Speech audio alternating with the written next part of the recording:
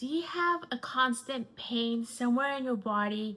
For me, it was my back that just is very annoying, and it's been there for years, 24/7. And no matter what you do, it doesn't go away. You stretch, exercise, take medicine, you try to do everything you possibly can think of, and it's there all the time. Well, I was like that, and I used to blame everything. I used to blame my lifestyle, but it just wouldn't go away. So finally, I decided to go to the chiropractor.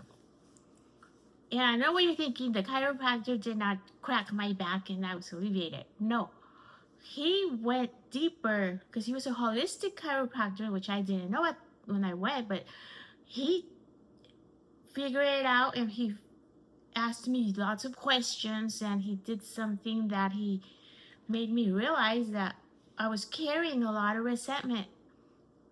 And that resentment was manifesting itself out in my body through pain. And I was feeding this, I call it a grudge.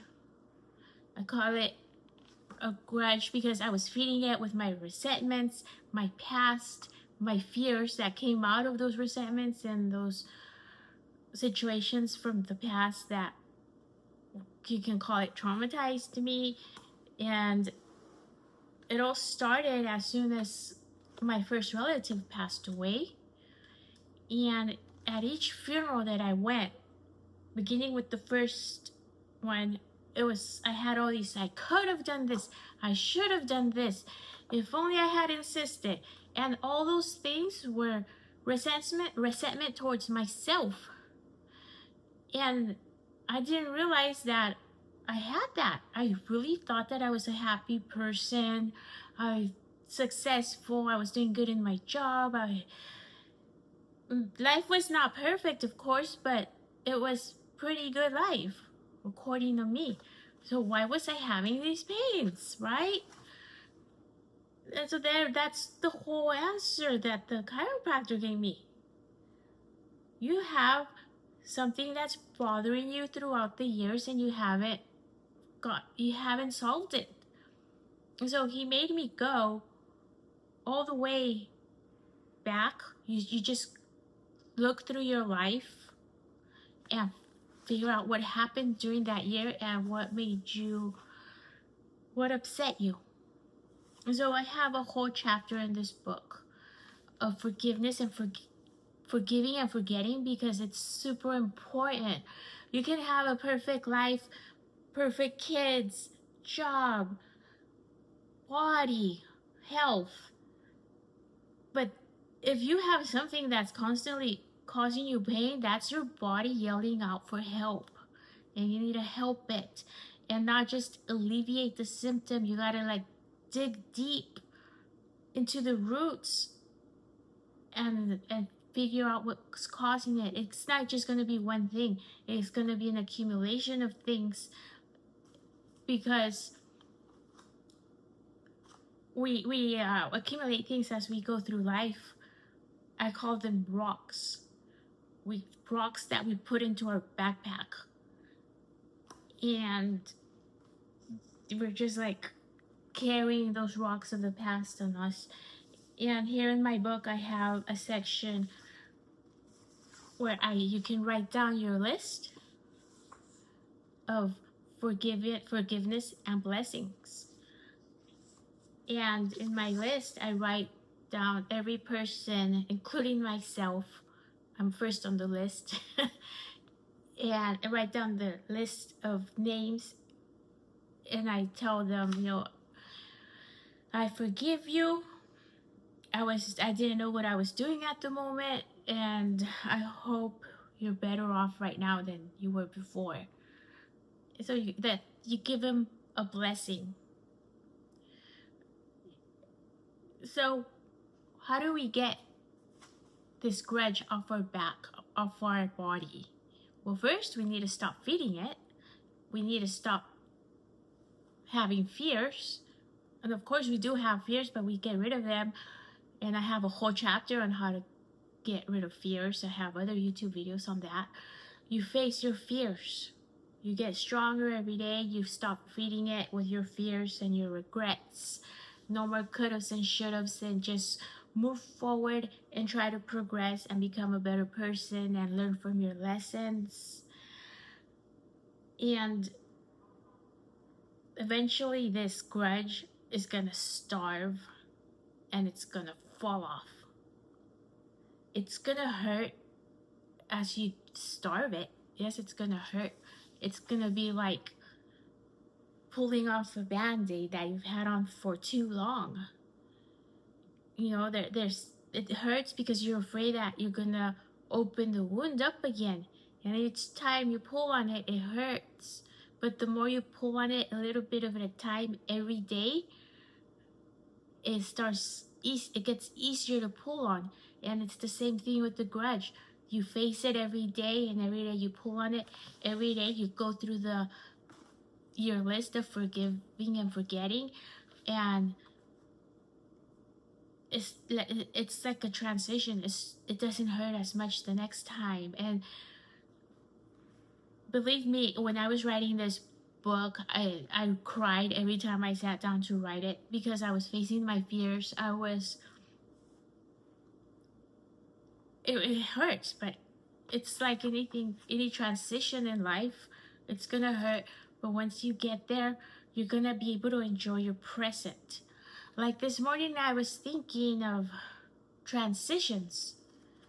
Like right now, this past year, I have been going through a transition. I left a stable job, which I thought was stable, which a job is never stable because you can get fired any day. But I left this job of 17 years, and I'm going through a transition into another career, and it's scary. It's a transition, but once I get to the other side, I know it's going to be nice. It's like when you go up on an airplane.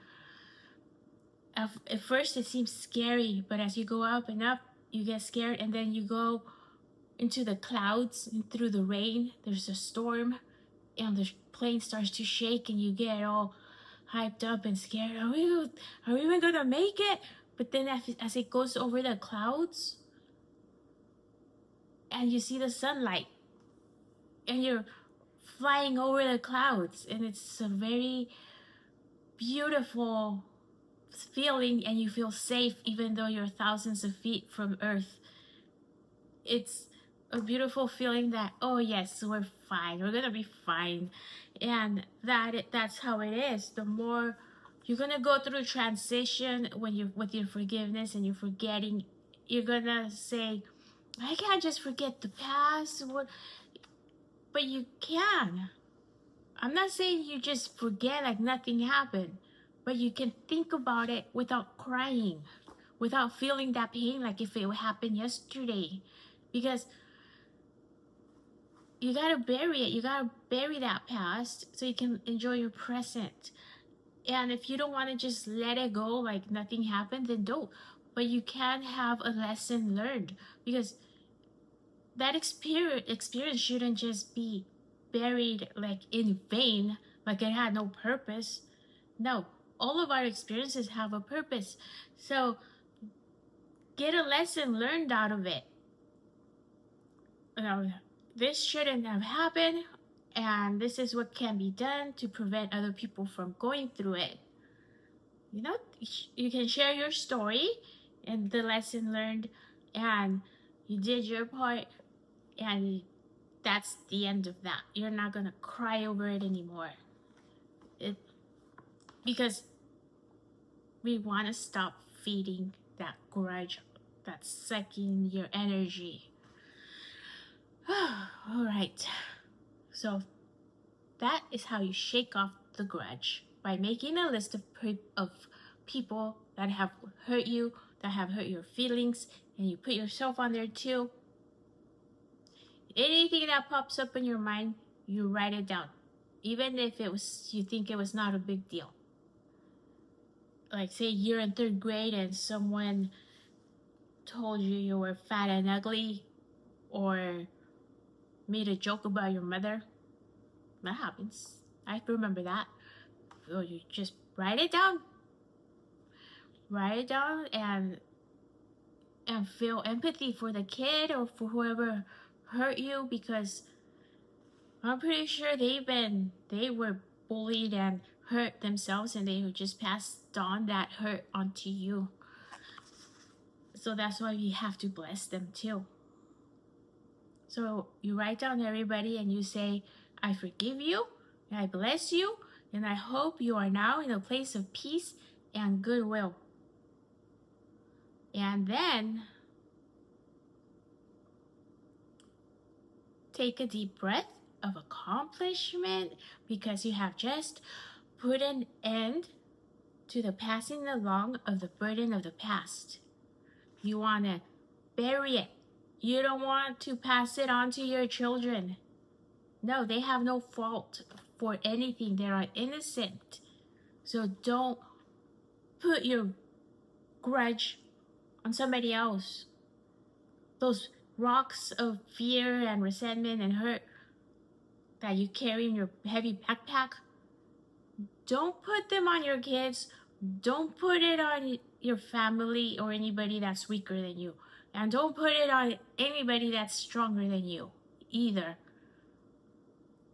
Just stop passing it along. Make a hole if necessary. Have a ritual. That's what my mom did once. She put a bunch of rocks and papers and letters, and she put them in the bag, and then she threw it over into the river, and the river just took it. Do whatever's necessary, but stop that cycle and don't pass it on. Just bury it and learn from it. Thank you.